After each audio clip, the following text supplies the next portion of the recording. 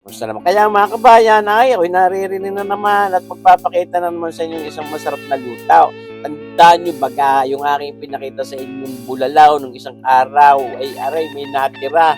Talagang hindi naman talaga natira yung aking ibinukaw at talaga naman sa bulaloy masarap yung sabaw. Di tarik na naman lang aming nilantakan. Ay ako'y bumawas ng 3 gaya doon sa bias nung baka at ito nga ating ipinapakanana ngayon. Lulutuin natin na bulalaw in creamy mushroom sauce. Pwede rin natin tawaging beef shank in creamy mushroom sauce. Yan, nagdahit na tayo ng sweet onion at yung ating garlic na yan. At itaw, cream of mushroom. Yung ito yung sadyang ginagamit natin pero hindi yun sponsor ha. Talaga lang mas gusto kong gamitin yan at hindi maalat. Ayan. Tapos, lalohan din natin itong yung parehong brand din, yung ating mga mushrooms na yan na pieces and stems. Hindi ko nagagayatin. Maganda naman yung brand ito, ang ginagamit natin ito ay Bakenamen. Malay ninyo mag-sponsor. Pero patagal-tagal na rin naman gumamit nito, hindi naman tayo napapansin pa. Pero sabi ko nga, kahit hindi sponsor yun, siya ko hong lagi nagagamit. At ito na ang ating, yung binukod na yan isiniyot ko lang sa chiller at ating ilalagay muna diyan sa ating air fryer. Lulutuin muna natin ang karikit ng mas magandang texture niyan at mas bumangaw.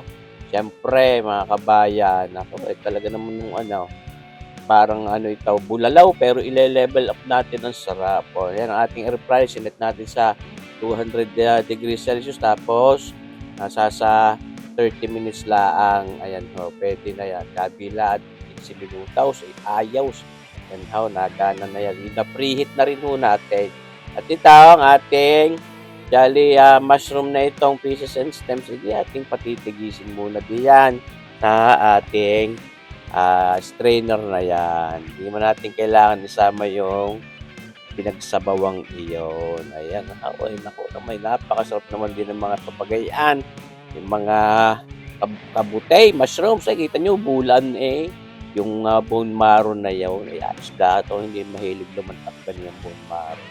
Ako'y kinikilabutan, mga kabayan. Hindi yun sa bone marrow. Yung iba ay talagang kahigpit lumantak na yan. So, tumimos lang ako ng karikate nung ako'y lumantak ng bulol. Ngayon, nagpapa-edit na tayo nitong ating non-stick wok pa na yan at maglalagay lang tayo ng butter. Mga 1 kutsara at kalahating butter yan. O 2 bagang kutsara yan. Basta kita naman yung sukat. Yun. Yan ho. Naman himaparamit, wala namang kaso. Hindi mas masarap. Ngayon, sasangkutsahin na muna natin din itong ating minins na bawang na yan. Ating garlic at ilang ginayat ng papagayaan. Hindi papagayaw. Papagayan kung ginayat yan, mga kabayan. At ipagugulong-gulungin lang din sa ating butter na yan. Yung ginamit natin butter na yun unsalted butter pa rin.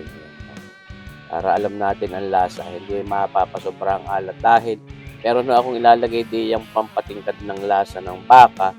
Ay siyempre, para naman hindi masyadong umalat. Kaya mga ginamit natin butter at yung mga unsalted. Ayan. Walang alat. Yung kita nyo bagayaan, mga kabay, parang pwede na Kaya lalagay na natin yung ating mushrooms na yung pieces and stems. Kaya ako para hindi ko nagagayate. Ayan, wala naman mag-check ng sukat niyan. Pwede rin. Pwede rin man humubo. Kung gusto mo mas magandang gayat, kayo mismo ang gumayat. Ayan, mga kabay. At pagugulong-gulungin iyan, ating bawang sibuyas sa kayang ating mushrooms na yan, mga kabayan. Yan, niluluto-luto rin natin ang karikit. Parang ipiniprito din natin ang karikit niyang mushrooms na yan. Talagang papamintahan natin. Siyempre naman, mas masarap ilagay, mas marami-rami ang paminta. Mas mabangaw. Siyempre, karami ang king-init din, pero hindi naman kasing hanghang ng sili. Mabango yung paminta sa mga papagayaan. Yan, nakita nyo baga. Talaga namang ayos na ayos. Dito. Di ating binabalik-balik din lang. Siyempre naman, mga kabayan. Medyo translucent na yung ating onions. Pwede man natin lagyan din ng oyster sauce yan. Pampatingkad ng kulay at pampalinamnam. Hindi na tayo para magbitsin diyan pagka merong Kaya ang oyster sauce, naku, hindi po pwede mawala diyan sa mga creamy mushroom sauce na ating ginagawa.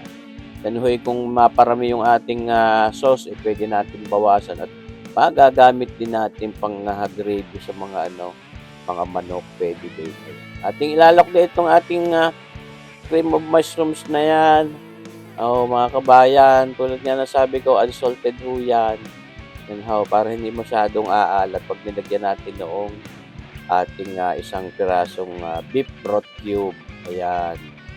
Para mas tumingkad ang lasa ng baka dahil siyempre galing sa bulalo yun, kahit papaano na-reduce ang, lasa niya. Pero ako naman, napakalasa pa din. Ngayon lalagyan natin ng, mainit na tubig yang ating sinasaidla yung laman ng lata ng ating cream of mushroom at nang hindi sayang. Ito na parang pwede na ilalagay pa yung baka.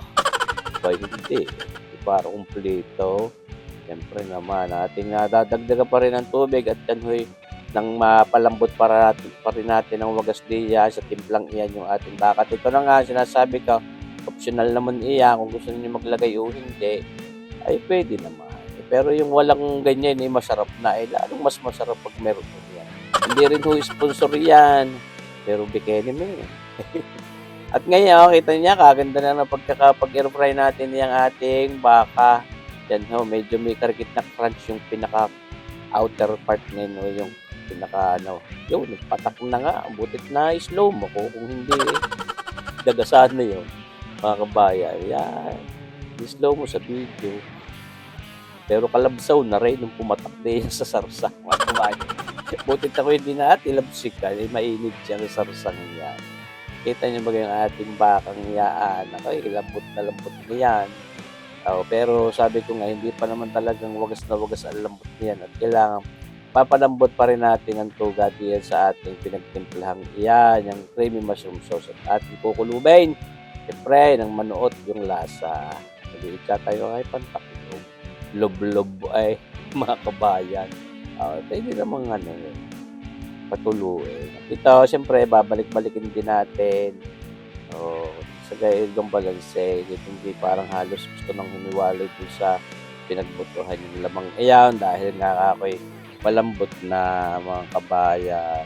Nagaya yan, sarap. Yan ni mami magre-reduce pa yung sarsang iyan, siyempre. Ating para medyo malapot-lapot din yung sarsa natin yan. Talaga nagaya yan, sarap. Napakasarap na rin pang ulam.